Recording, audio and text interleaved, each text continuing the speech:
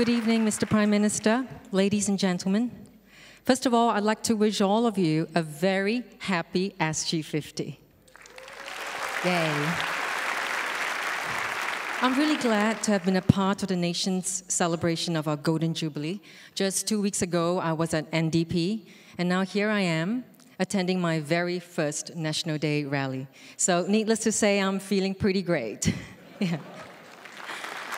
Thank you.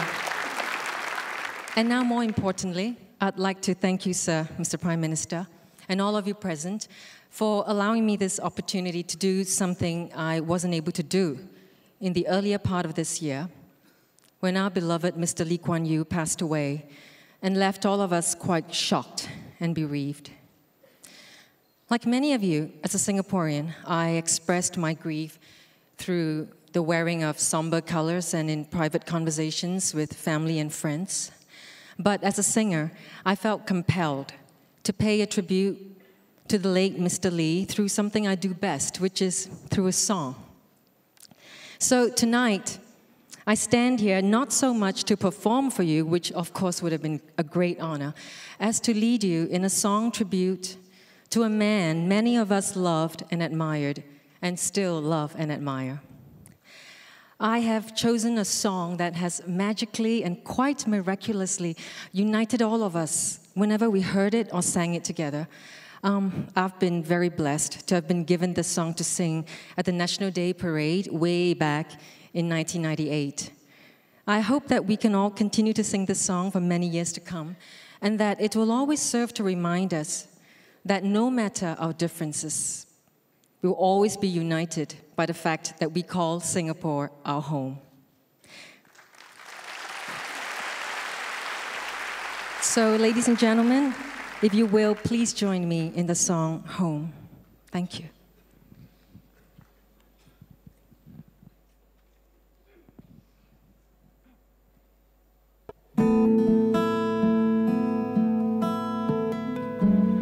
This one is for LKY.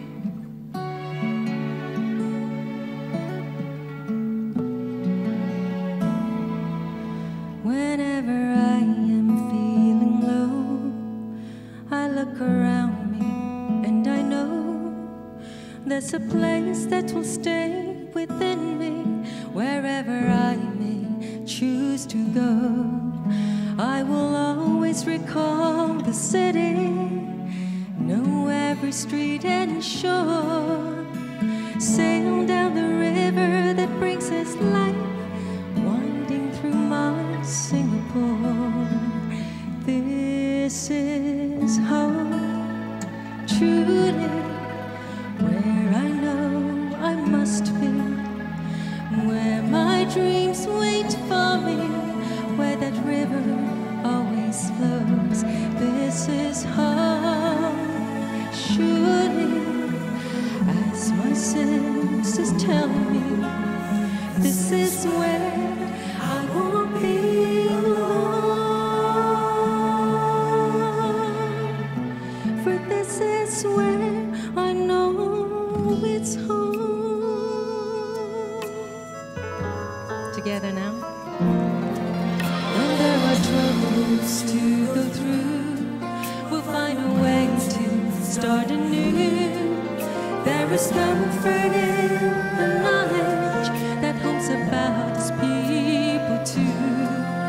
So we'll build our dreams together, just like we've done before.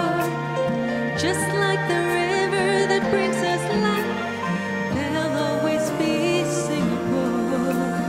This is home, truly, where I know I must be, where my dreams wait for me, where that river always flows. This is home, surely, as my senses tell me, this is where I won't be alone, but this is where I know it's home. This is home, truly where I know I must be, where my dreams wait for me, where that river always flows. This is hard, as my senses tell me. This is where I want me.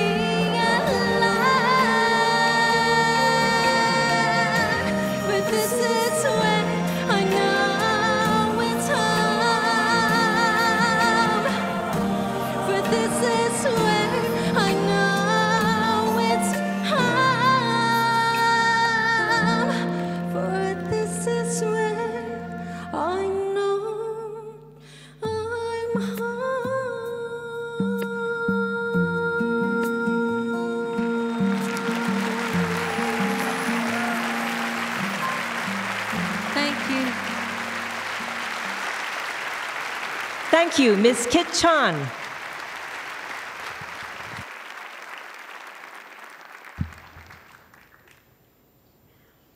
And now, ladies and gentlemen, the Prime Minister.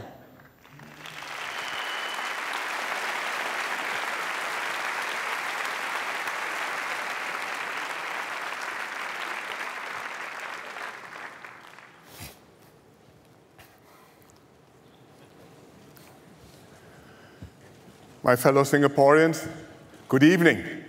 First, let us thank Kit Chan again for her beautiful singing.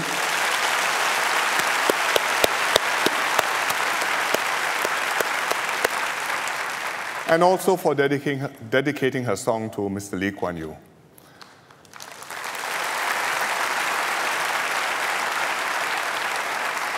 I'm very glad I invited her to the rally, and I'm very touched that she offered to sing Home, which is a fitting tribute to Mr. Lee and a good start for the SG50 National Day rally.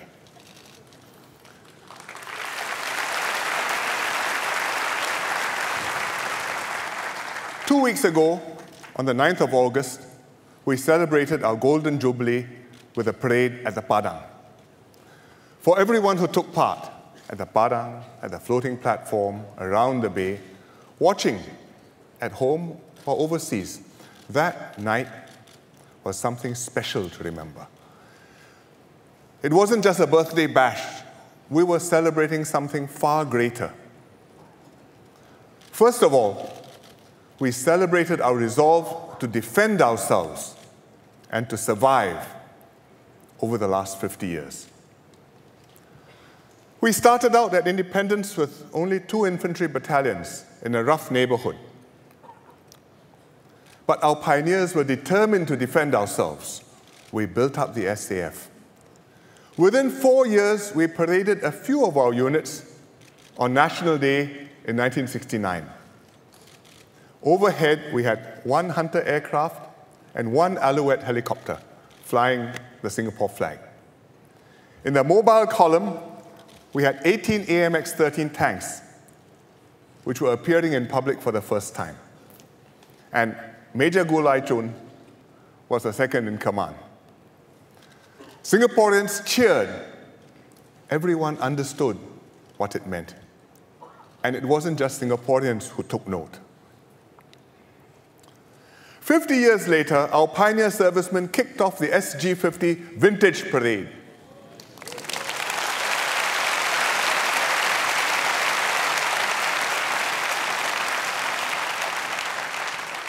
Right marker, Colonel Sui Boon Chai, first batch OCS.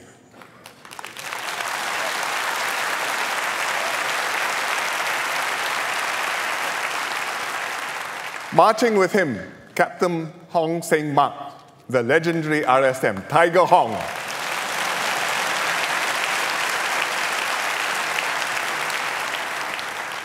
Ibrahim Bulat, who trained our first national serviceman.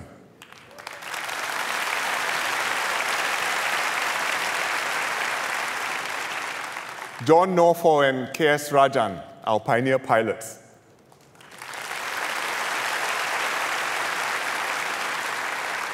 Chan Sek Sang, our first US Ranger trained commando.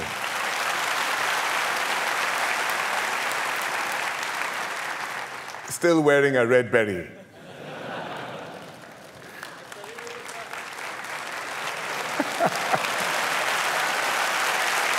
Okay.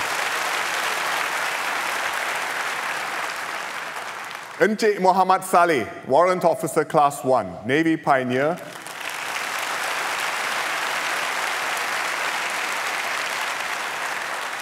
Who was one of the oldest participants, 77 years young.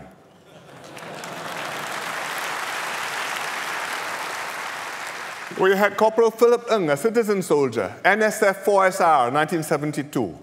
NS Man 61 SR, 10 years, 1974 to 1984. Now MINDEF Reserve, still marching.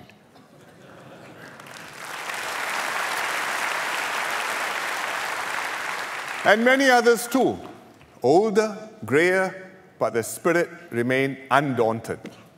And I'm so glad that we have some of them here with us tonight. Thank you very much. Take a bow together.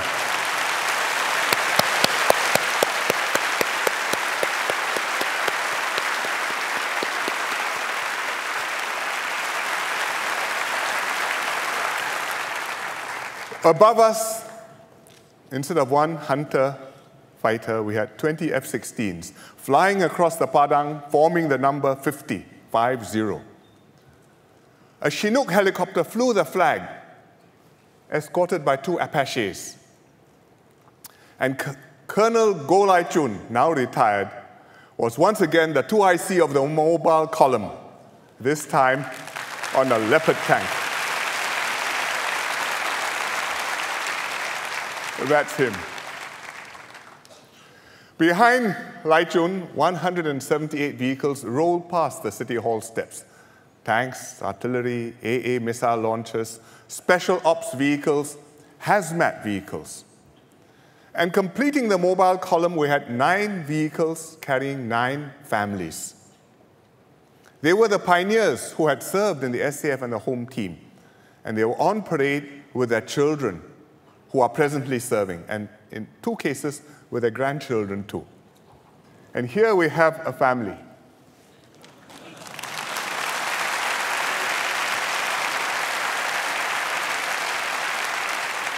Grandfather, father, and son.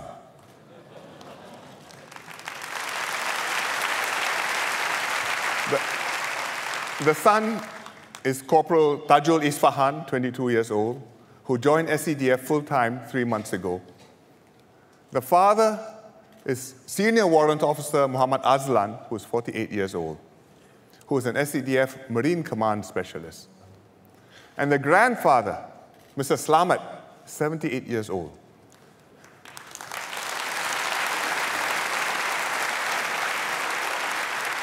He joined the Singapore Fire Brigade in 1948, before I was born. I think before most of you were born. He was involved in many major fire and rescue incidents.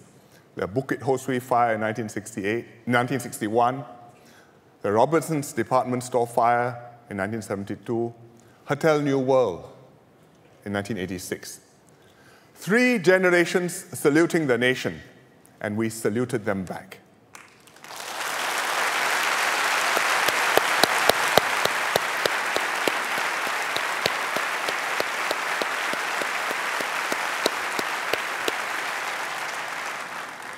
Secondly, on National Day, we celebrated how we had turned vulnerability into strength. We started off no hinterland and a weak economy. We depended on our entrepot trade, but our neighbors were building their own ports and sought to bypass us. Our workers were unskilled and anxious about their future, but we determined to make the world our hinterland. And the tripartite partners work together, work hard to create the best workforce in the world. The government, the employers, and the unions. We work together. Berry every year ranked us #1 in the world. And with that workforce, we made PSA and Changi the best in the world.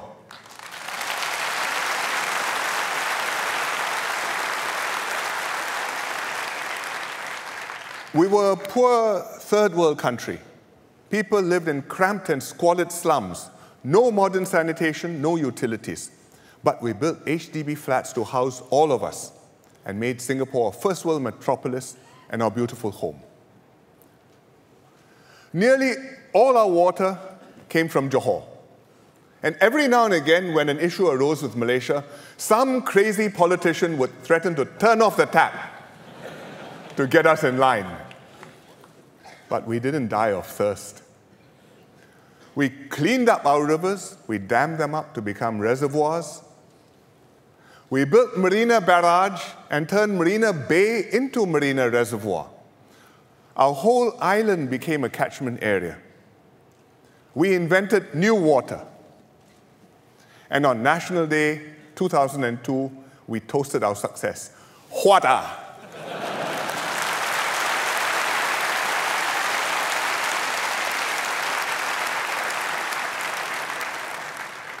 Thirdly, we celebrated our journey from third world to first as one united people.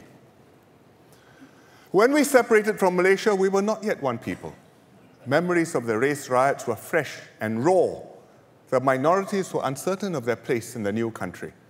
They saw what had happened in Malaysia. They wondered, will the new Singapore government keep its promise of a multiracial society? But 50 years on, we celebrate as one united people. On National Day, when the sirens sounded, we stood and recited the pledge together. Regardless of race, language, or religion, we sang, Majulah Singapura.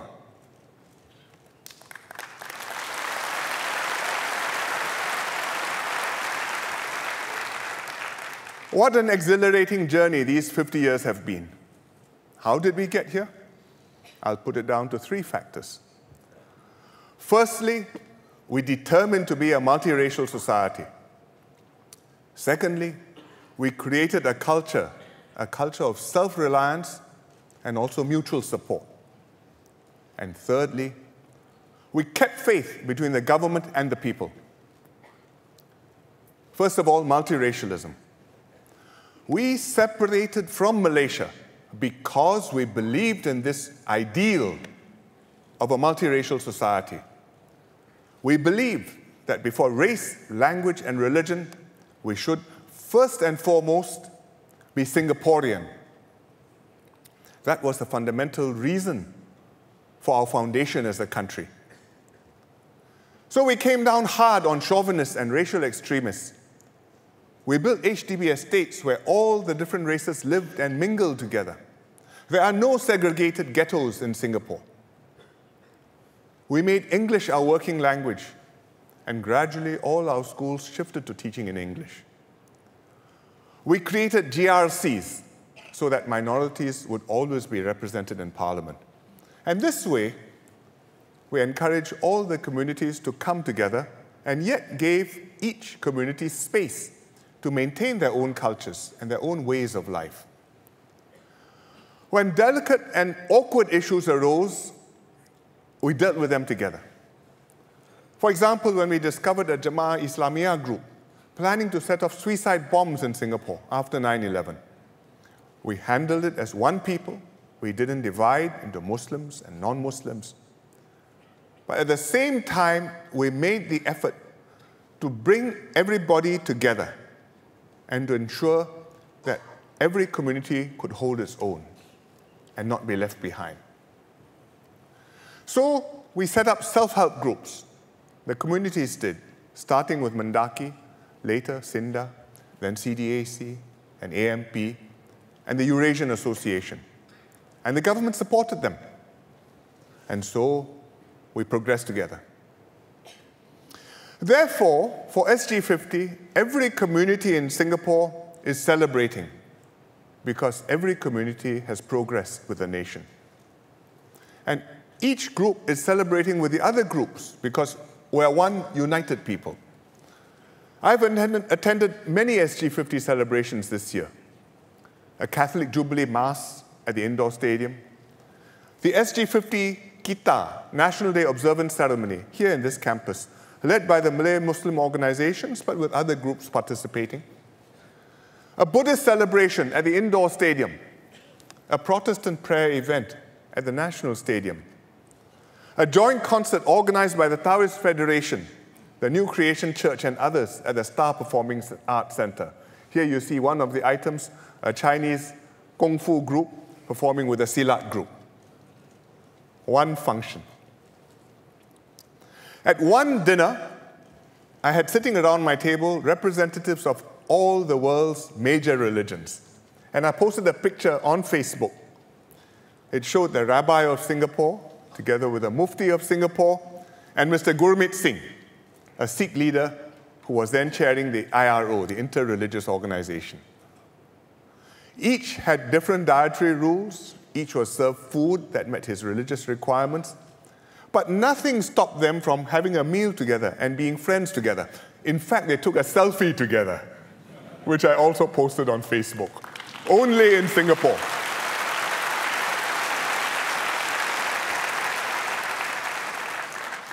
Some people may think that racial and religious harmony is not a problem anymore and that I'm making too much about this. But they would be wrong.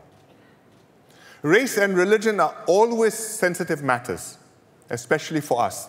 And in some ways, today, more complex and difficult to handle than 20 years ago.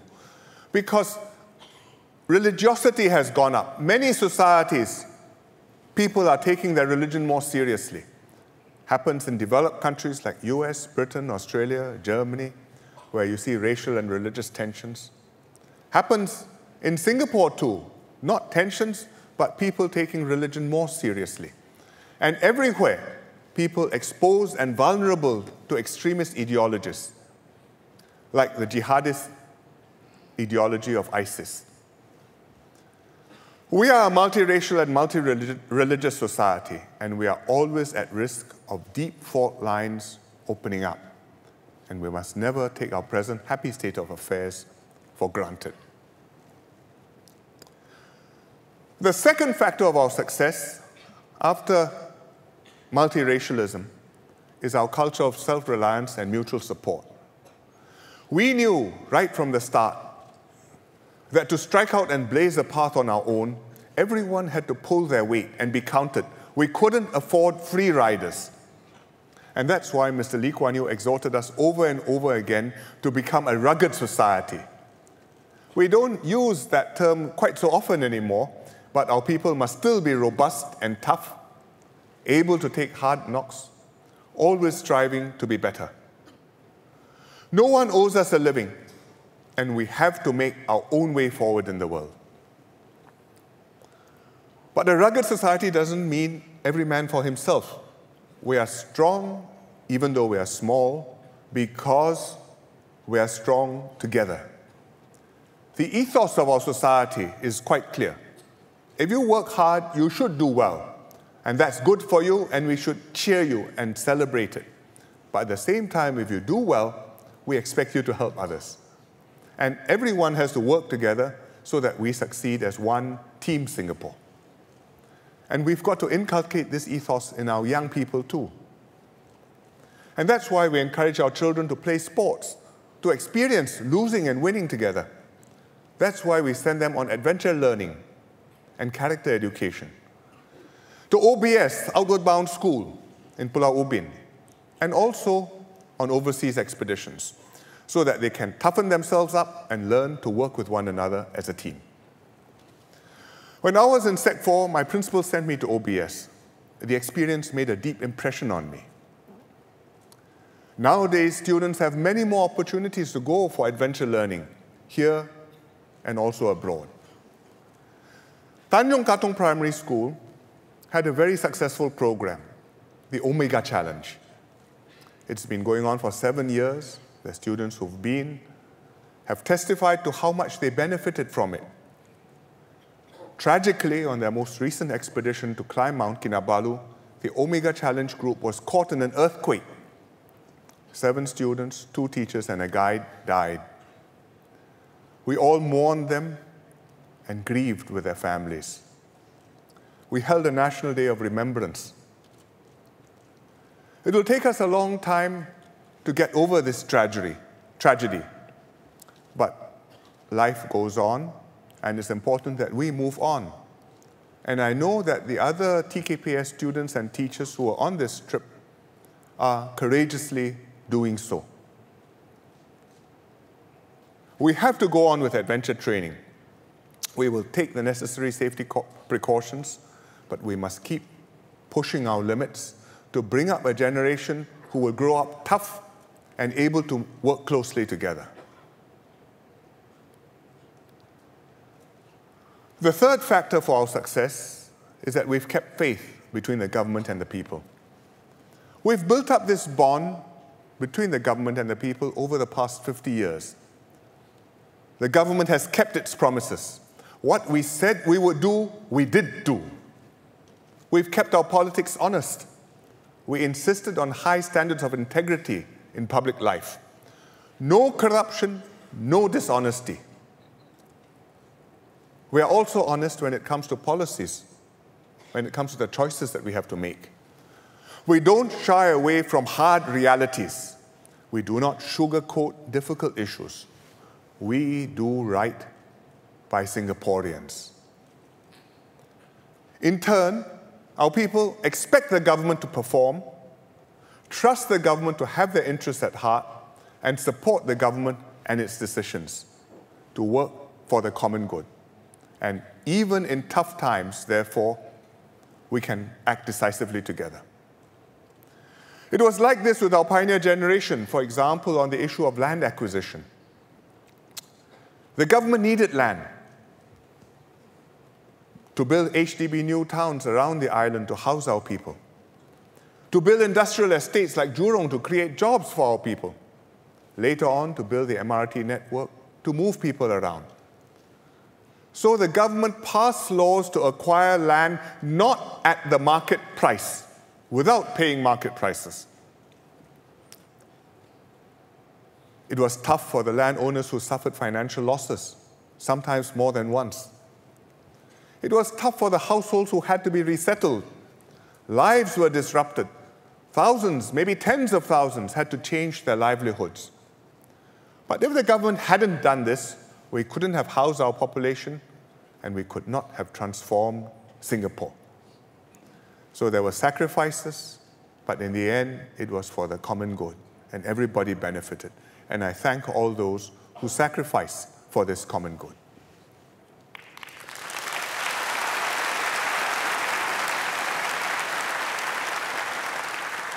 Even in recent times, we've had to do tough things together. During SARS in 2003, we passed laws urgently on a certificate of urgency to quarantine people at home to prevent community spread. And we'll ring you up and ask you to turn up on your camera to show that you're still there. Singaporeans understood this was necessary. They accepted it. Recently, South Korea had a serious outbreak of MERS. But they had problems quarantining people. It wasn't so easy for them to get people to cooperate. There was one case where a person was missing from her home. They went, knocked on the door, no answer. Telephone, no answer. Tracked her down via her handphone. She was several hundred kilometers away playing golf. You can pass the laws, but people have to cooperate. From time to time, new tough issues will come up, and we'll need your support to deal with them. One tough issue which we already have, and which will be with us for a long time to come, is immigration and foreigners. It's a very sensitive matter, not an easy thing to talk about, even at the National Day rally. And Singaporeans understandably have strong views about it. The government has heard them, we've adjusted our policies, upgraded our infrastructure, slowed down the inflow of foreign workers, tightened up on PR and citizenship applications, made sure that Singaporeans are fairly treated at work. But on foreigners and immigration, there are no easy choices. Every option has a cost, has a downside. If we close our door to foreign workers, our economy will tank. Companies won't have enough workers. Some will close down, and our own people working in these companies will lose their jobs. Also, we need foreign workers to build our homes, schools, to meet our daily needs. We need foreign domestic help. So we can't close our doors completely. On the other hand, if we let in too many foreign workers, our society will come undone. Singaporeans will be crowded out, workplaces will feel foreign, our identity will be diluted, and we just can't digest huge numbers. Therefore, we've got to find something in between, make a right trade-off. But even in between, there's a cost, and there is a price, and there is a pain. Companies will still find your costs going up. They'll have to pass some of these costs on to consumers. Things won't be as cheap. Companies will have to pass up opportunities too. When they can see the opportunities but can't get the workers, many companies will not be able to expand. And yet, because some foreign workers will still be coming in, there will be Singaporeans who will feel that Singapore is changing too fast and will resent having to compete with non-Singaporeans. So whichever option we choose, it will involve some pain.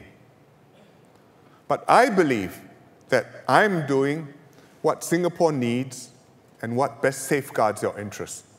If I didn't believe that, I wouldn't be doing it. It's my responsibility to make this decision, to make this judgment, and then to act on your behalf. And having acted on your behalf, to account to you for the results and for the reasons why I decided the way I did. I think I owe it to you. You've elected me. This is my duty. I can't shirk it.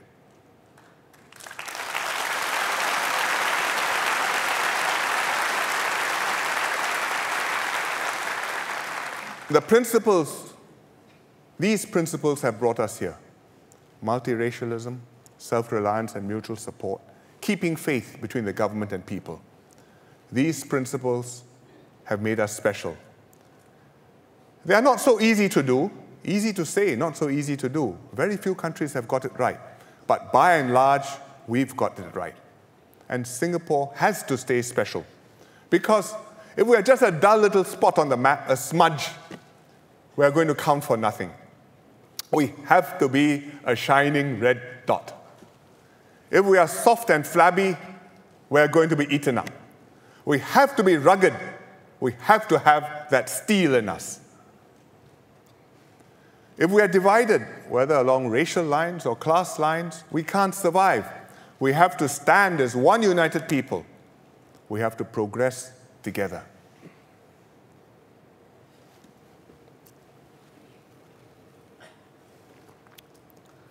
How do we stay special? First, we have to be alive to our external environment. That's a fundamental reality for a little red dot. We'll always be a small country in Southeast Asia. This is an exciting place to be, but also a rather dangerous place to live. I've not spoken much about external affairs in recent rallies because we've been so focused on domestic issues, but I think I have spoken too little. Because big things are happening around us, and they are bound to affect us, and unless we keep track of events and stay on top of developments, we may be overwhelmed. We have good relations with our neighbors, much better than 50 years ago, and our neighbors have done well, and we've prospered with them. But it may not always be like this. Even in the next 10 years, we can't be sure. Certainly in the next 50 years, nobody can rule out instability, tension, or even war in Asia. Take Malaysia, our closest neighbor, our very close partner. We watch what's happening in Malaysia very closely. What are the Malaysians worried about? I can tell you what they're worried about. They worry about ISIS and terrorism. Because Malaysian citizens are becoming radicalized, going to Syria and Iraq to fight, including members of their armed forces going to become terrorists. Some have already gone. Dozens are there. When they come back, they will bring back violence and the know-how and the extremist ideas. This year alone, Malaysian authorities have arrested nearly 100 people, citizens, suspected of links with ISIS. That's one thing they worry about, which we should worry about. They worry about racial and religious tensions, about society being divided along racial lines. They've had incidents recently, like the riot in Low Yat Plaza between Chinese and Malays, which has prompted soul-searching. If they have racial problems, it will affect us across the border. They worry about money politics. One MDB is in the news every day. And Prime Minister Najib has just set up a national panel to develop laws on political funding with integrity, because everybody knows this is a problem. These are Malaysia's problems. Fortunately, we are a different country, having separated from Malaysia 50 years ago. But our two societies and our two economies remain very closely intertwined, so their problems can easily become our problems. And if Malaysia is troubled, unstable, or divided, it will affect our economy, our society, and our security too. And the closer we work with them, the more we are concerned that things go well for them. Indonesia is also important to us. It's the biggest country in Southeast Asia. It sets the tone for the whole region. When Indonesia is stable, all its neighbors benefit. If Indonesia is in a state of flux, Southeast Asia will be affected, as it was during confrontation. We've enjoyed good relations with Indonesia for many years, with President Suharto since the 1970s, then with President SBY over the last decade, and now I look forward to continuing these good relations with President Jokowi. But Indonesia is a big and complex country, and there are different views within Indonesia about its neighbors. And one common Indonesian view about Singapore is that we are a small neighbor enjoying undeserved success at their expense. I told you in my Chinese speech just now of one Indonesian official who explained this mindset to us, but I give you another example here. On our National Day, just recently on the 9th of August, one Indonesian newspaper published an overview of the relationship between them and us. And they quoted a senior Indonesian politician, what he said about the haze. And he said, "I would only consider apologizing for the haze if Singapore and Malaysia are thankful for the oxygen from Indonesian forests for 11 months each year." So you know where you stand, and please know your place in the world. Don't get uppity. This may not reflect the Indonesian government's view, but we have to take note of it. It's a deep-seated mindset that the little red dot should know its place in the world. And this mindset will not disappear for a long time. I once met a group of Indonesian journalists. We invite them to our National Day to understand us and to write about us. So they asked me the usual questions which Indonesian journalists ask us about smuggling, about money laundering, about sand, about us taking advantage, so on. I gave them explanations. At the end of it all, they were persuaded. Then they said to me, "Do you feel discouraged that you keep on explaining and at the end we keep on writing the same thing?" I said, "No, I am not discouraged at all. I'm quite used to it." But I think that that's a fundamental reality and it is not going to change for a very long time to come.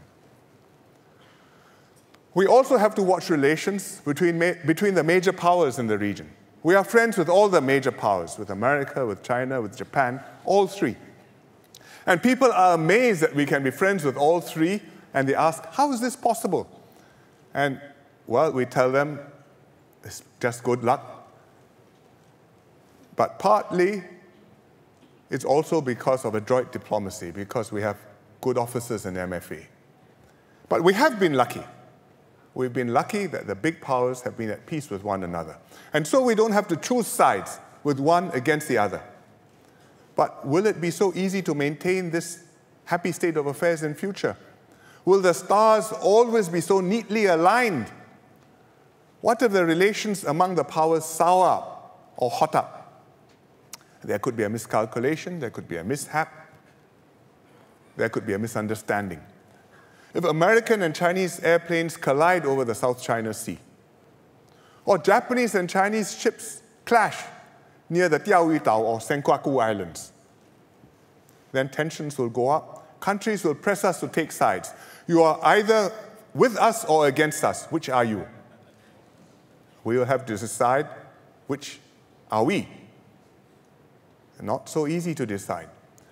And these are imponderables and risks which we have to be aware of, and which Ms. Lee Kuan Yew was very concerned that Singaporeans may not be adequately aware of, and wanted to speak about even into his extreme old age.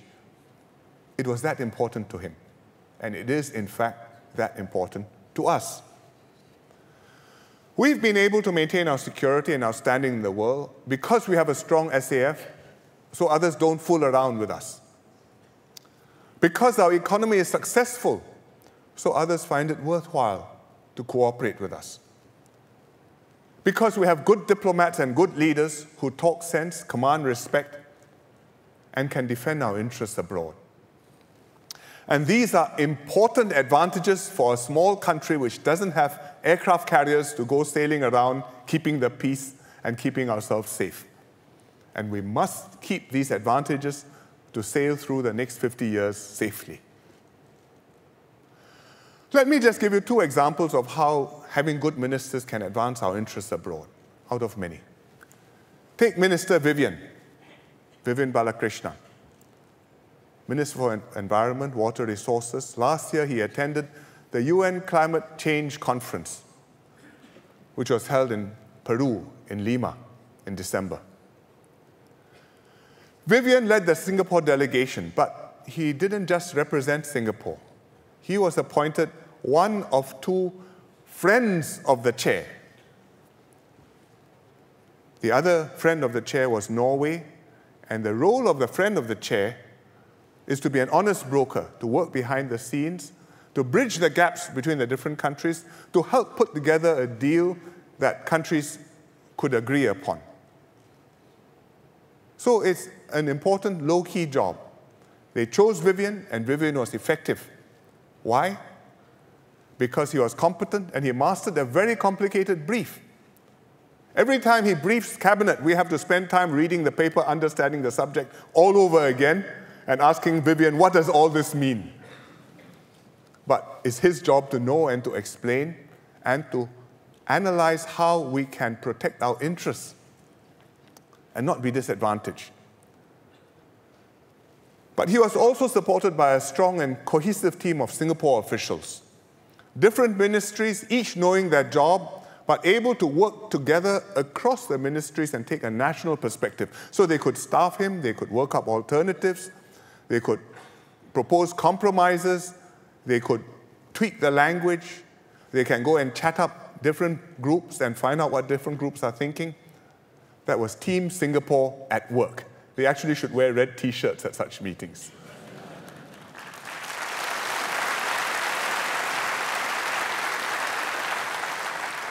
Vivian and Team Singapore helped the Lima conference to reach a successful outcome. They had to overrun. I think they went on for another 36 hours. But in the end, there was a positive agreement. And in the process, the agreement also protected and advanced Singapore's interests. That's one example. I'll give you another example. These are all far away from defense, so people understand that even apart from armed forces, we have to be on our guard and know how to work with others to advance our interests. This next example is Lim Swee Say. Swee Say attends the ILO conference in Geneva every year, International Labour Organization. He used to go as SecGen NTUC. Now he goes as Minister for Labour, Minister for Manpower. This year he went in June. The Director General of ILO hosted a conference dinner. So dinner is meant to talk shop. And at dinner, many of the labor ministers shared the problems they face in their countries, all facing similar problems. Slow job growth, youth unemployment, stagnating wages, widening income gaps. It was a very miserable dinner. So Swee Say is never one for a miserable dinner. He decided to turn the discussion around and to focus on solutions and not problems. And he did it the way only Swee Say knows how to do it. He started by acknowledging we all face the same 3 D challenges. D for Delta. What's D? Jobs deficit, skills deficit, quality deficit. So 3 Ds. So everybody nodded, says yes. Then he said, we all want the same 3 F opportunities: future, jobs of the future, skills of the future, career of the future. Everybody smiled. Then he concluded that the solution was to strengthen the 3 Ps: partnership between the partners. Partners, government, unions, employers. And he shared about Singapore's unique tripartite approach and sold a little bit of koyok for us. So when Swee Say had finished, the mood in the room had lifted, and everyone was discussing solutions and not moping. And the Director General rounded up the discussion and proposed 3 cheers for Singapore.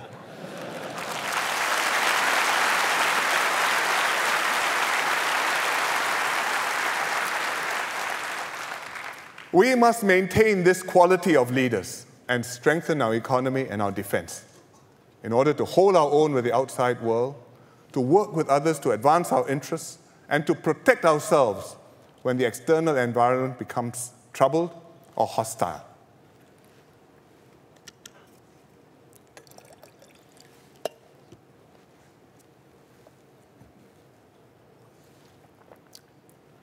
The next thing we must do to continue being special is to keep on improving our education, not just in schools, but also lifelong learning. Because education enables our people to be self-reliant. Because our workers and students must stay ahead of globalization and technology. Last year, I explained Skills Future, which provides Singaporeans with opportunities to develop to their full potential, whatever their starting point may be. Since then, we've made some progress. For example, we have a Skills Future Earn and Learn program. It gives fresh ITE and poly graduates a head start in their careers. They can earn a full-time salary, at the same time learn new skills, and then upgrade to higher jobs. We've created the Skills Future Credit. So every Singaporean aged 25 and above will have initially $500 of credit in the account to spend on training programs throughout life. And from time to time, we will top up that credit. Tonight, I will tell you about another thing we're doing, which has to do with SIT, the Singapore Institute of Technology. SIT provides applied learning pathways for students who prefer more hands-on learning.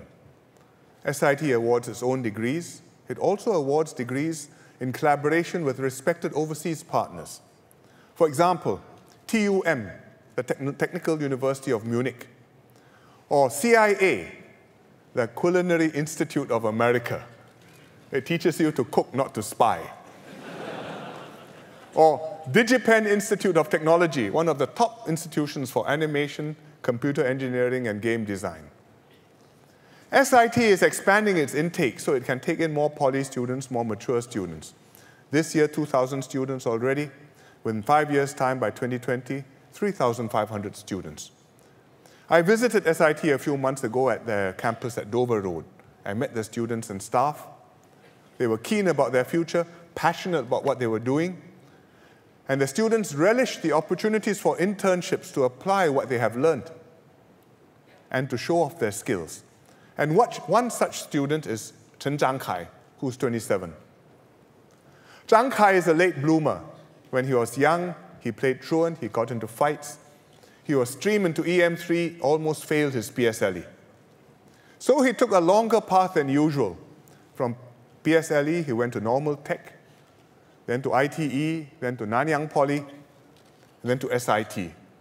Step by step, persevering, overcoming setbacks, climbing up.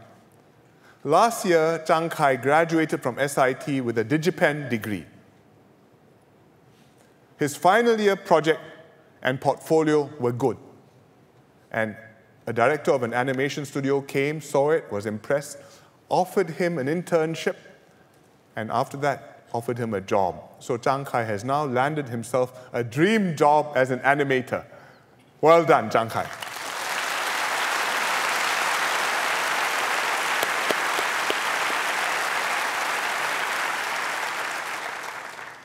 Skills Future will produce more success stories like Zhang Kai. There are always opportunities, no matter where you are, to upgrade and do better. SIT's main campus is at Dover Road, with branch campuses in all the polytechnics. So we will bring all these branch campuses together and build one new centralized campus for SIT. And the new campus will be in Punggol.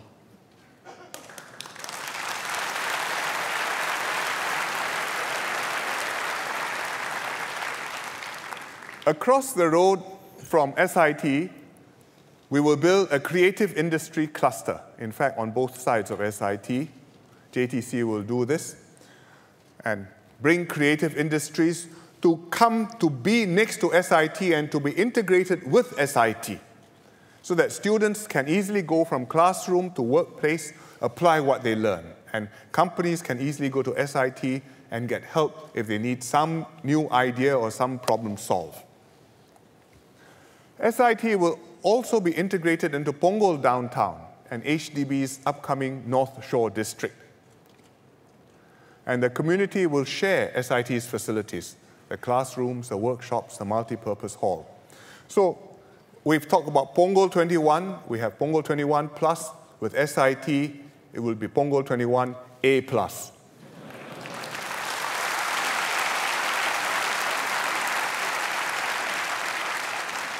And here's how the SIT campus will look like. SIT in the middle, and you can see the industry buildings on both sides. If you zoom in and take a closer look, you can see the university on one side, the industries on the other, and link bridges joining them up so people can go back and forth.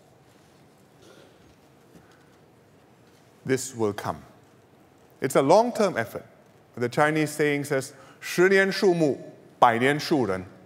10 years to grow a tree, 100 years to nurture a person. And when we go into Skills Future, this is our mindset. We are planting for the long term, planting seeds now to bear fruit many years from now. Of course, we'll also be planting real trees on the SIT campus. And when they are grown, many years from now, I hope the campus will look something like this. And Punggol 21 residents will be happy.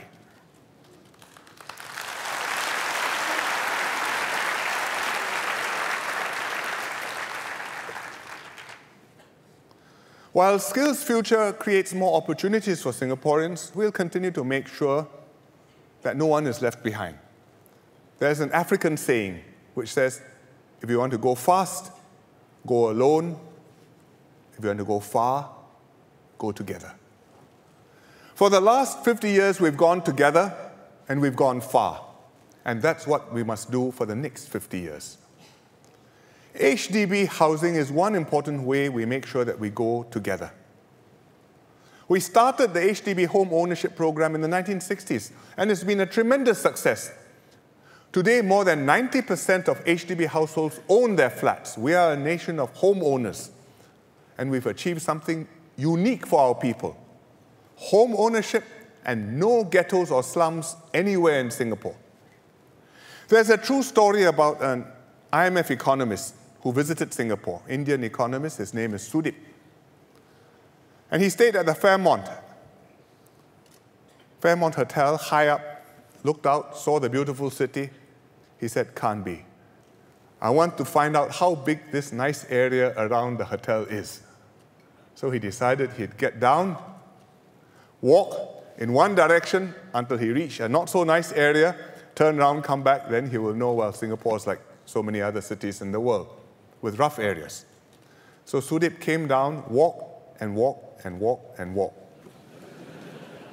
He never reached a rough area. After 2 hours, he gave up and came back, astonished and impressed that Singapore had no rough area. In Boston, I did the same experiment from Harvard. Half an hour, I got there. And it's not unique. Every city is like that, except Singapore. In Singapore, no matter where you are, you live in a good neighborhood, you have good homes, you have parks, you have waterways, you can feel safe and secure, you can go jogging in the middle of the night, even if you are a young lady, safe. And this must always be the reality for all Singaporeans. HDB flats will always be affordable and accessible to all. In the last 5 years, we've made big moves in housing. We've stabilized BTO prices. We've launched 100,000 HDB flats, equal to 4 Clementi towns. We've shortened the queues for flats, so most first-timers can now choose a flat in a non-mature estate on their first try. And some of them say, please don't give me the flat so fast, I'm not ready to collect my keys yet. But we are going to do 3 more things in housing. First, for the higher-end households, we will make more Singaporeans eligible to buy HDB flats and ECs.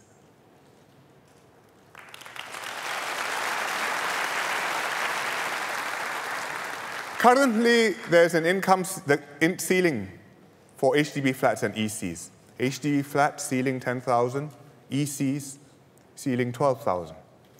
We last raised this 4 years ago. Since then, incomes have gone up further. And also since then, we've cleared the first-timer backlog queuing up for HDB flats. So we have the possibility now to raise the income ceiling and bring more people into the eligibility net. What shall we do? For HDB flats, we'll go from $10,000 to $12,000. For ECs, we'll go from $12,000 to $14,000.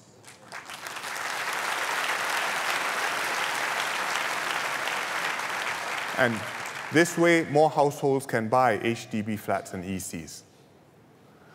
Secondly, we will help middle and lower income households who are buying their first home, first-timers. We will make HDB flats more affordable for them. We have a complicated system of HDB grants. If you are buying a house, you know the details, but the gist of it is they are weighted towards those who earn less. So if your income is, the less you earn, the more generous our grants. The more you earn, you may still be eligible for an HDB flat, but I think you can pay for a bit more of it yourself. So we will enhance our grants, which help the lower and the middle income households buy flats. The way we do that is we have the Special CPF Housing Grant, which is called the SHG, Special CPF Housing Grant. We will extend the SHG to cover more households. Right now, the SHG has an income ceiling, which is $6,500. And that's half of all households. And we'll raise this ceiling to $8,500, so that 2/3 of households will qualify for the SHG. We will also increase the amount of the SHG, because currently the maximum amount is $20,000, and we will double that to $40,000.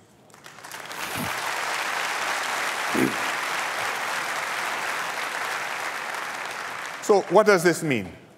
For a median household, that means one just about middle income, buying a flat, previously they would have received $10,000 of SHG. Now they will receive $30,000 of SHG, 3 times as much.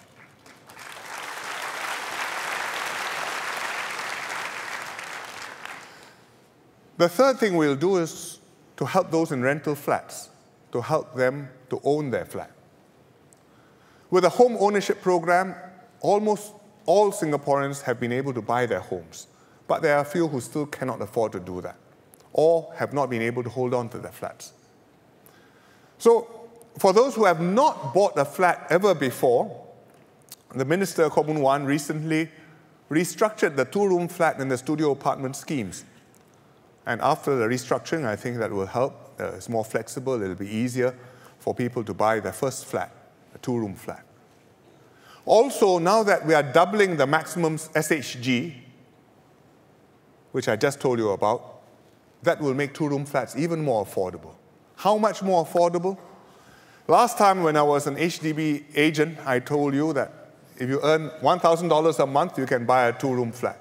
Now, with these latest changes, even if you earn below $1,000, but you are holding a stable job and you contribute to CPF regularly, you can still afford to have a 2-room flat. Come to your housing agent at your MPS and we will work out the details.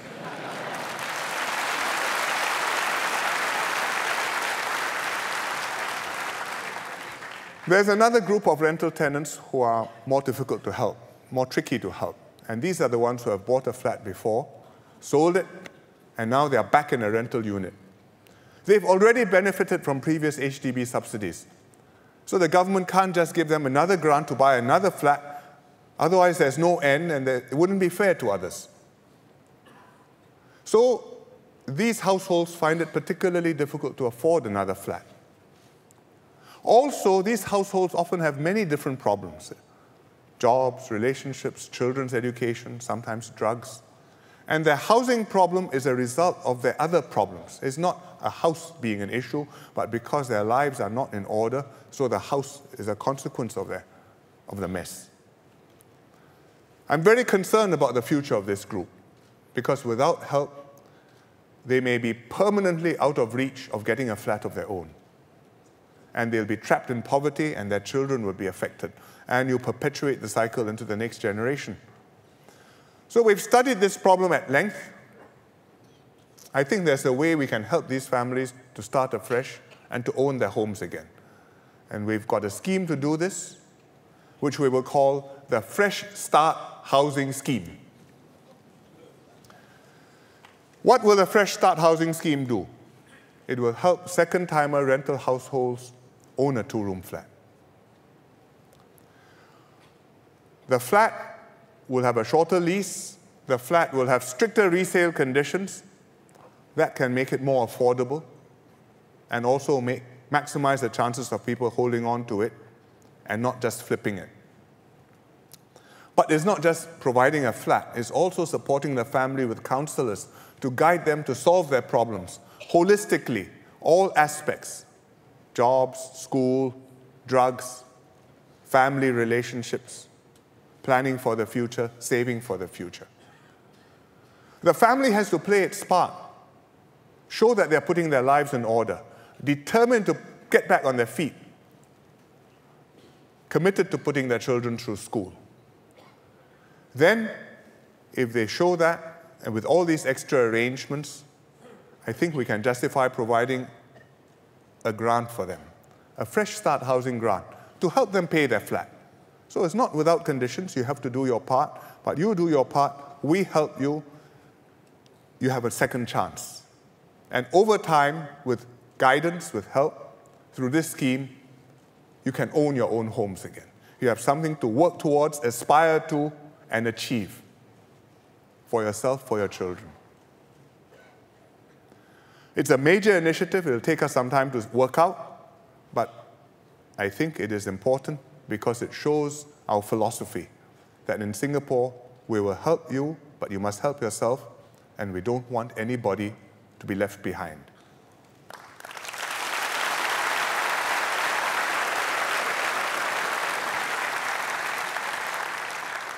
Finally, we have to manage our population issues well, because whether our population is young or old, growing or shrinking, that determines how our society, our outlook, our confidence will be. I will speak about two groups tonight, the seniors and the families and babies. Let me start with the seniors. The elderly will always have a place in Singapore. We honor them because they brought us here, they brought us up, and they will always have something to contribute to Singapore. That's why we made the Pioneer Generation package, to express our gratitude to the pioneers who contributed so much to building today's Singapore. Having made the package, we made an extra effort. We sent PG ambassadors to every home to visit pioneers at home, chat with them, understand their needs, explain to them how they can personally benefit from the PGP. And in the process of talking to them, we learned many heartwarming stories. And we collected them all in a nice book, which we launched last month. It's titled, Their Past, a Present for Our Future. Quite a clever title. And lots of interesting stories in the book. One in particular is about two friends, Mr. Muthusamy and Mr. Ching Chong Kui. Mr. Muthusamy is 69 years old. Mr. Ching is 81 years old. They've been neighbors and close friends for 10 years. Muthu lost his leg long ago in a traffic accident. Mr. Ching, who is 81 years old, takes care of Muthu, looks after his plants, changes light bulbs for him, drives him to medical checkups. Mr. Ching speaks Mandarin, Muthu speaks English, and they talk to each other in Malay.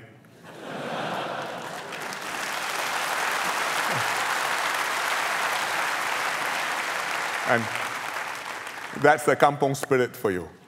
Muthu and Mr. Ching told our ambassadors that they are very happy with the PG package and with the PG card because Muthu benefits directly from it. There's the PG Disability Assistance Scheme, and he qualifies and he gets $100 a month. And when he visits the specialist outpatient clinic, his net amount he has to pay is just $12. And of course, both are happy to be honored and to be recognized. We are grateful to all our pioneers, and I think at SG50 NDR we should say again, thank you, pioneers of Singapore.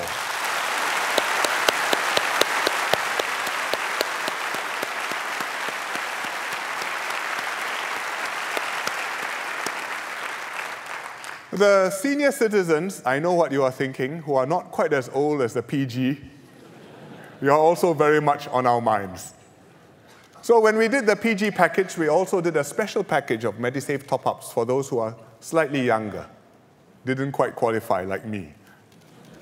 But I think what many seniors really want isn't a package, but to age well. Gan Kim Yong leads the Ministerial Committee on Aging, and he will announce an action plan soon, which we hope will make Singapore a model for successful aging, handling this problem. Let me give you just one sneak peek from his plan tonight. Many people who are in their 60s want to work longer. They say, if I sit at home and do nothing, I will go gaga. Furthermore, my wife will tell me to go and do something about it. So we raised the re-employment age to 65 3 years ago, and the unions and the workers were very happy. I think the employers have accepted it, they are adjusting to it, and starting to benefit from it. It's still too early to judge, but so far it seems to be working well.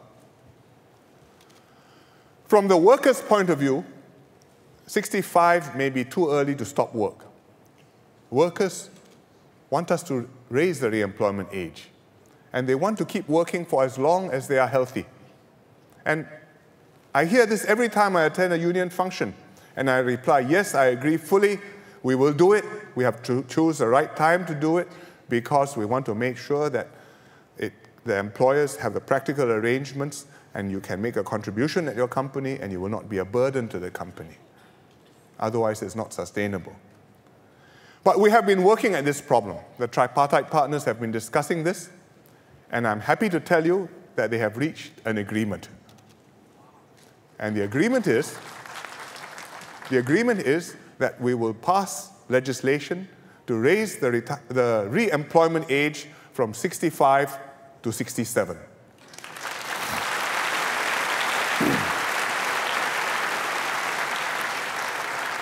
And we will do it by 2017. In other words, after the coming election.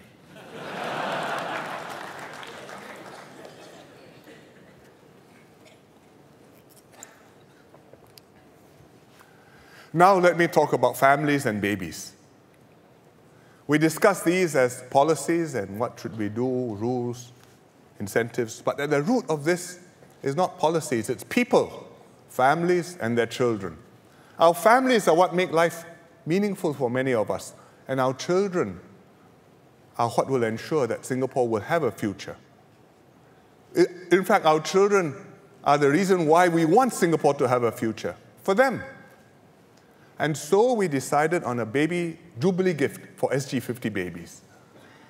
And you can see some of the things down here. A box, the strap, some T-shirts, and some other diaper holders. I'm glad to hear from Grace Fu that we've given out almost 20,000 SG50 packets this year, including one to Tin Pei Ling.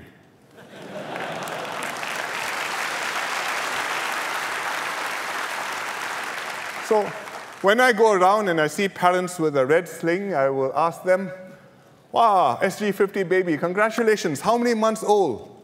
And then, when is the next one coming? In fact, I have been trying to find a family which has 2 Jubilee babies. It's possible. And finally, I came across one.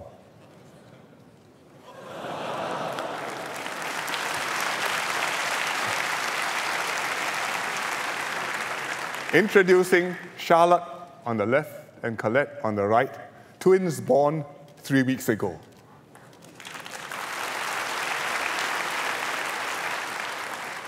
I hope couples continue to have many babies after SG50, but I know it's a serious decision. It's hard work. It's a lifelong commitment. You sacrifice your time, your sleep, you have to buy milk powder, diapers, and parenting goes on for many years, well after your children have supposedly grown up. Having a child is a major responsibility, but we'll help you. Because every Singapore child is precious to us. Because each one is a member of our Singapore family. So when I speak about families at the rally, I always try to do something to make it easier for parents to have babies. Not just practical help, but also signals to change mindsets and attitudes. And therefore, encourage people gradually to change behavior. For example, making workplaces more family-friendly, or getting fathers to do their share of parental duties. If you look at the numbers, last year's numbers seem promising. This is a graph of the babies born every year since 2000. 2000 was a bumper year, 41,600, dragon year. The next dragon year, there's a bit of a blip.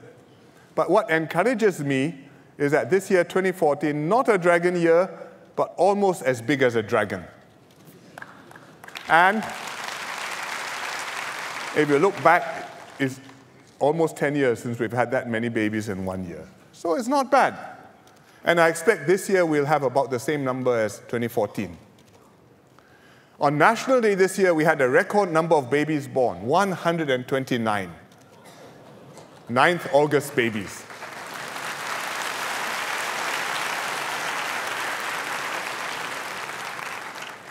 These are statistics, but what I see directly when I go around confirms this, because nowadays I often see families who have lots of kids, and they are proud and happy that they have many children.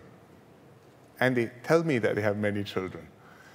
On the Jubilee weekend, I met the Goh family at the new Tze Yuan Hawker Center. I went to see the hawker food, but I got a bonus. I saw some babies as well.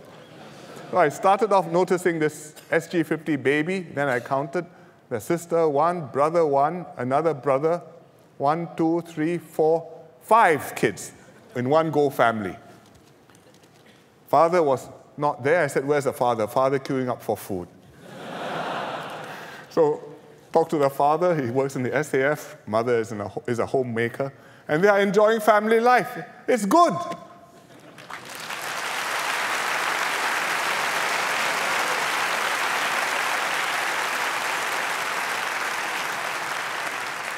So I think this is a good time to give our families and babies' efforts an extra push. And we'll push in 4 ways. First, we'll help couples to live closer to their parents. In the old days, we used to have extended families, and everybody would be under one roof. It can be complicated, but it's also a strength. Now people live in nuclear families, but many couples still want to stay with their parents or near their parents. Or parents often will want to stay with or near their married children, so that the grandparents can enjoy their grandkids, and the adult children can help to look after the old folks as they age. HDB already has various schemes to support this. We've re-looked at the HDB incentives, and we'll repackage them and relaunch them more generously. And we'll introduce what we call a proximity housing grant. What is the proximity housing grant? It's for every Singaporean household, whether first-timer or not, you will be eligible. And you can get it when you buy a resale flat with your parents or near your parents. Or you buy a resale flat with your married children or near your married children. You can get the proximity housing grant once. But MND will work out the details and will announce them soon. Secondly, we'll enhance the baby bonus. We'll increase the amount of the bonus to help cover a little bit more of the child-raising costs during the child's infancy. And I think that will help because I hear mothers telling me that milk powder is expensive. Well, that is so. This will be a little bit of assistance. Also, the baby bonus is presently just for the first 4 children. So we will now give it to every child.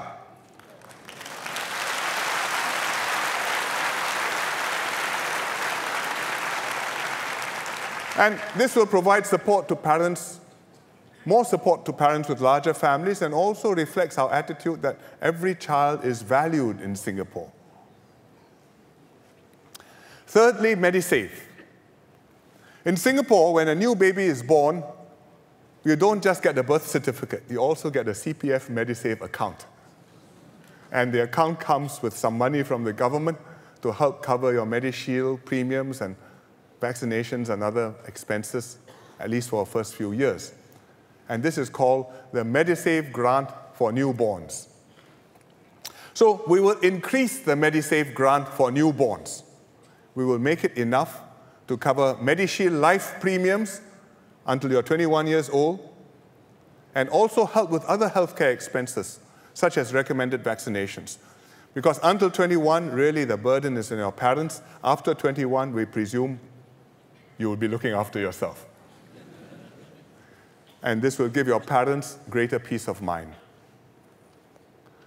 Fourthly, paternity leave. Fathers play a very important role bringing up children. You have to do your part. If it's just the mother's responsibility to care for and raise your children, I think the mother will decide enough is enough. Right now, fathers get 1 week of paternity leave. I think fathers can do more. So we will add 1 more week of paternity leave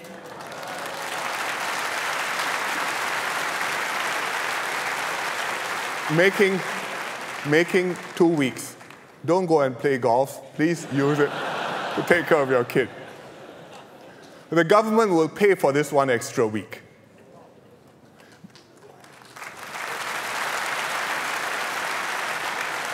But we will implement this, but the companies have to agree to give the leave. So we will not force the companies for a start. We will implement this on a voluntary basis to give the companies, to give employers time to adjust. And then after a few years, we'll look at the position again. Of course, the public service, the civil service, will volunteer straight away.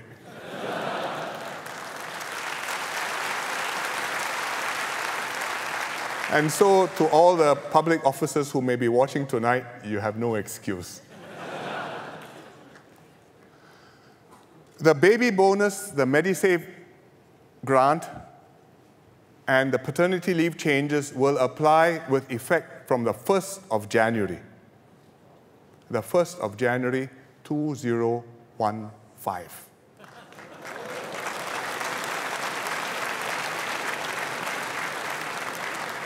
Because this is a Jubilee year, I think we should give all the Jubilee babies this little hong pao.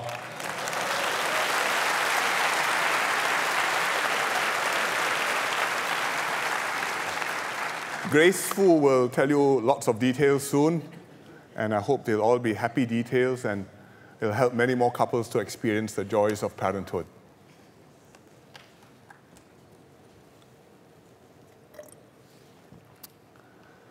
For Singapore to continue to do well, we must have that resolve to defend this land. We must have that will to make Singapore endure and to prevail. And we must stand as one united people, regardless of race, language, or religion. After 50 years, this faith, this sense of togetherness and purpose is stronger than before. The Singapore spirit ignites when we celebrate our successes together. When our athletes made us proud at the SEA Games, like Shanti Pereira, who won our first sprint gold in 42 years.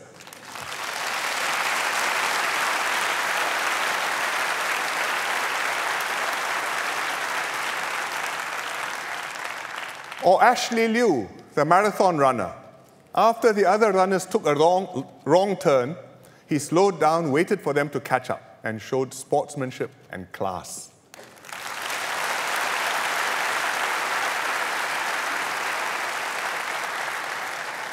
The Singapore spirit shines when we help one another in times of need. When we were beset by severe haze in 2013, many people came forward to distribute masks and help the less able. When a man was run over by a truck recently, people rushed forward to push the truck, lift it up, help the man out.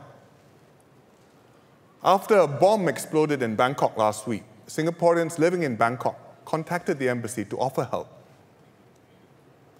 Our spirit shone brightest when Mr. Lee Kuan Yew passed away. Hundreds of thousands lined up day and night to pay their respects at Parliament House and at many community tribute sites.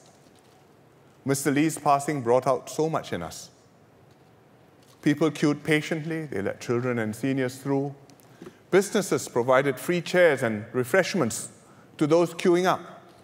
Volunteers helped out, distributing umbrellas, food, drinks. And when the gun carriage carried Mr. Lee on his final journey from Parliament House to the UCC, the University Cultural Centre, tens of thousands lined the streets. And then it started to rain. What would we do? Everyone stayed put. It was like the 1968 National Day Parade, when it poured on the parade after it had formed up. The funeral procession started on time into the pouring rain. I was deeply moved to see the crowds stand their ground, paying their last respects to Mr. Lee.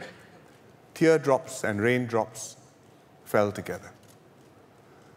For all of us, this was a historic moment shared as one Singapore family. We were mourning Mr. Lee's passing, but also affirming what he stood for and celebrating what he had achieved. That day, something changed in us. Our shared moment of sorrow bonded us. Now we don't have to struggle to find words to define the Singapore spirit or to say what being Singaporean is. Now we know that we are Singaporean.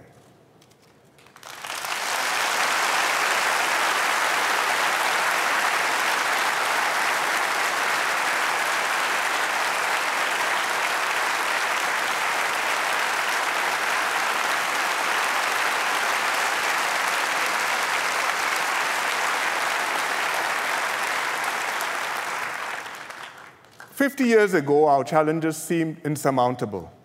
As a small country, we could easily have flickered and faded into the darkness of history. But our pioneers were made of stern stuff. They were galvanized. Many born elsewhere, but deciding to make Singapore their home and their lifelong passion. They dug in their heels and built a nation together. 50 years on, our challenges are still formidable, but they are far from insurmountable. Those people who feel daunted and think Singapore's best days are behind us, they are wrong. Our best days will always be ahead of us, provided we continue to have a strong team, a team of lions and the lion-hearted, leaders and the people. We've had such a good team so far. Started with Mr. Lee Kuan Yew and his colleagues, together with a pioneer generation who built Singapore and made sure that Singapore would thrive beyond them. They handed over to Mr. Goh Chok Tong and the second generation of Singaporeans 25 years ago now. Our generation inherited Singapore from them, and together we took Singapore further forward to reach SG50. In the last 10 years, we've written perhaps another chapter of the Singapore story. If you've been following my National Day rallies, you'll know what we have done together. We said we would build more beautiful homes that Singaporeans could afford, and we did. This is Punggol 21. This is the view from Dawson. I think it's taken from Air Terrace. I went up to take a look. The city rejuvenated. We've continued the kampong spirit. During Ramadan, our neighbors break fast together along HDB corridors. And all over the island, volunteers have beautified our shared spaces with communities in bloom. We said we would strengthen our safety nets, and we did. We introduced workfare, silver support, ComCare. We built new hospitals. Ng Teng Fong Hospital has opened since my last rally. Community hospitals have also opened. This is Ren Se. And Yishun Community Hospital will soon be ready. We've made healthcare more accessible and affordable. We have CHAS, the blue card and the orange card. And we have the PG card. With MediShield Life, Singaporeans have lifelong healthcare coverage. We help each other too, going door to door, delivering milk powder and food to needy families. Seniors have kept active, exercising to stay fit and healthy as they age. And if you think these exercises are not quite challenging enough, you can try to do these exercises.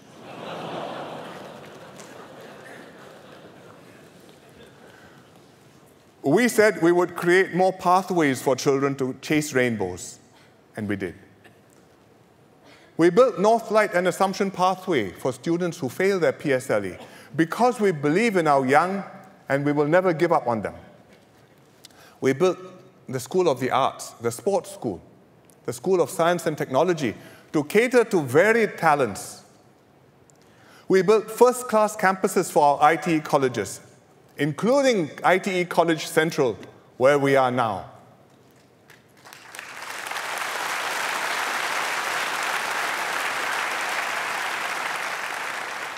We built new universities, SUTD, SIT, UNISIM.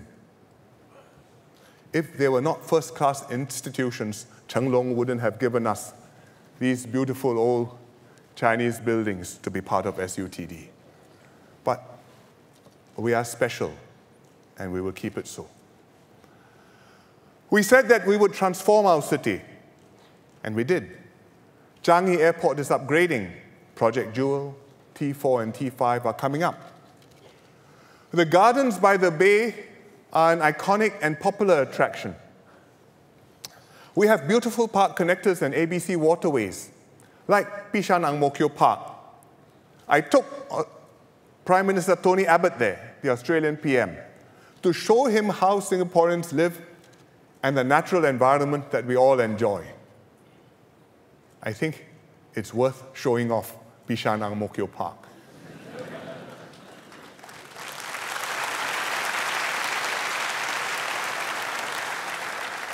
Our volunteers have been active too, preserving nature and heritage on Pulau Ubin, keeping our rivers clean. We said we would transform Marina Bay, and we did.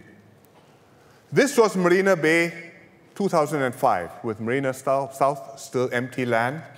And at my rally that year, I promised you that on our Jubilee year, by our Jubilee year, Marina Bay would be special.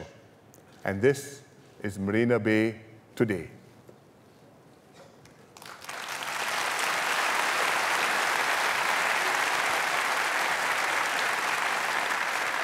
We did this together.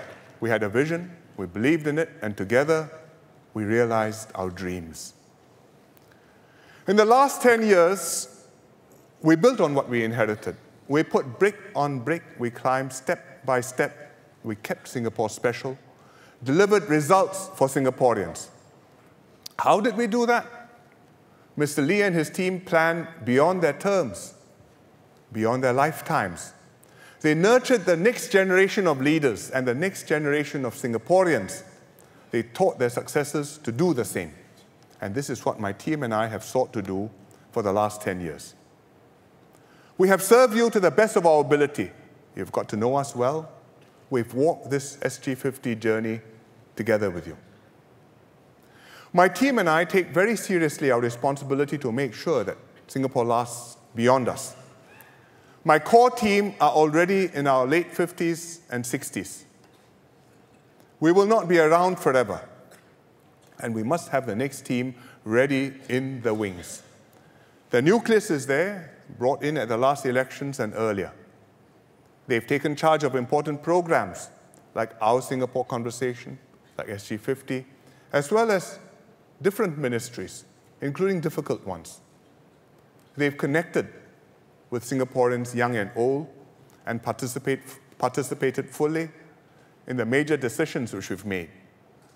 But we need to reinforce them to round out the team, to give Singapore the best possible chance of succeeding into the future. And that's what I need to do in the next election. Singapore is at a turning point. We've just completed 50 successful years. Now we are starting out on our next 50 years of nationhood. Soon, I'll be calling elections to ask for your mandate to take Singapore into this next phase of our nation building. And this election will be critical. You will be deciding who's governing Singapore for the next 5 years. But much more than that, you will be choosing the team who will be working with you for the next 15, 20 years. You will be setting the direction for Singapore for the next 50 years. You will be determining the future for Singapore. What will this future be? Will Singapore become an ordinary country with intractable problems? Slow, even negative growth, overspending, heavy burdens for our children, gridlock government, unable to act? So many examples around the world. Or will Singapore always stay special for our children? A multiracial society strengthened by diversity, not splintered by divisions. A rugged society where everyone strives to do his best, but looks out for his fellow men. A people who live up to our song, one people, one nation, one Singapore. If you are proud of what we have achieved together, if you support what we want to do ahead, the future that we are building, then please support me, please support my team. Because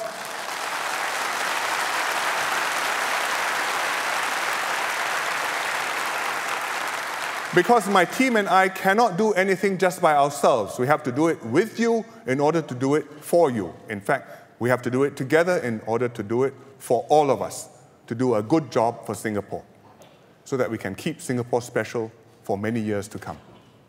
Another 50 years. Can I be sure that Singapore will still be doing well, still be special come SG50? Nobody can be sure. Nobody can promise that we will all live happily ever after. We all have our hopes and fears, our views, and our guesses. One opinion that I know everybody would have liked to know was Mr. Lee Kuan Yew's. He's gone now, but some friends did ask him this question not too long ago. In his old age, a group of friends would regularly take Mr. Lee out for meals. The conversation would flow, and Mr. Lee would get a chance to see a different bit of the Singapore that he had built. The last time they had dinner together was in January this year, shortly before he was taken to hospital. After Mr. Lee died, one of the friends wrote to me describing what happened. Let me read her letter. As it was the start of 2015, we talked at length about the celebrations for SG50. We took turns to encourage Mr. Lee to attend as many SG50 events as possible. Actually, we hoped he would be there for the SG50 National Day Parade. Mr. Lee listened to our exhortations, but stopped short of saying yes to our suggestions. At each of our gatherings, it had become a tradition to ask Mr. Lee, will there be a Singapore many years from now? Once, Mr. Lee said, maybe. On another, Mr. Lee said, yes, if there is no corruption. This was classic Mr. Lee, ever believing in Singapore, yet ever cognizant that there will always be work to be done that we should never take things for granted. Continuing with our tradition, and in the spirit of SG50, that evening we asked him, will there be a Singapore 50 years from now? Mr. Lee's answer took us all by surprise. That evening, for the first time, Mr. Lee said, of course there will be, even better.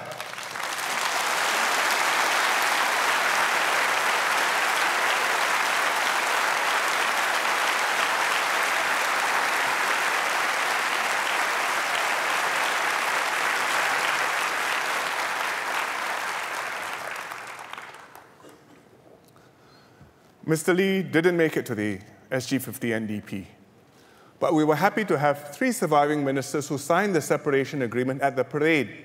Encik Osman Wok, who is here with us this evening, and Mr. Ong Pang Boon, and Mr. Jek Yun Tong.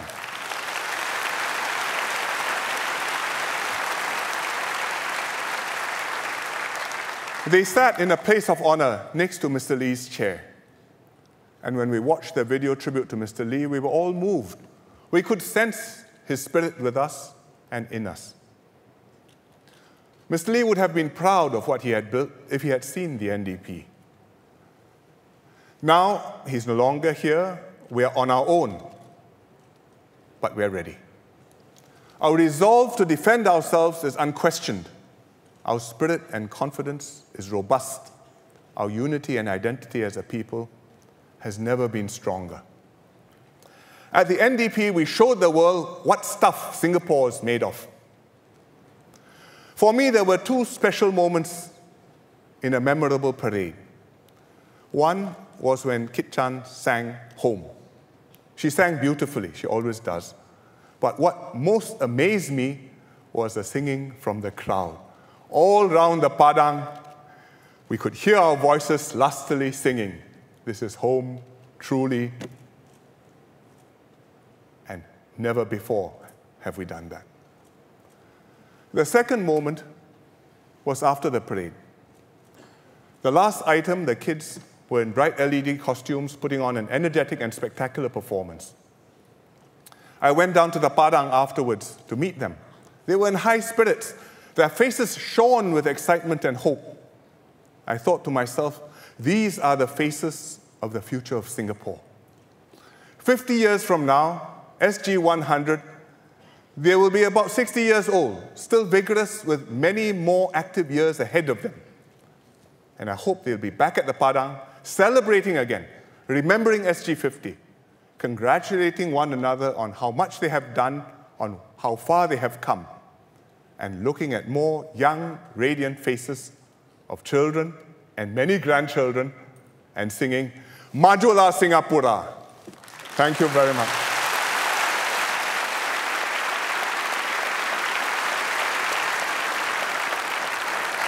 Thank you.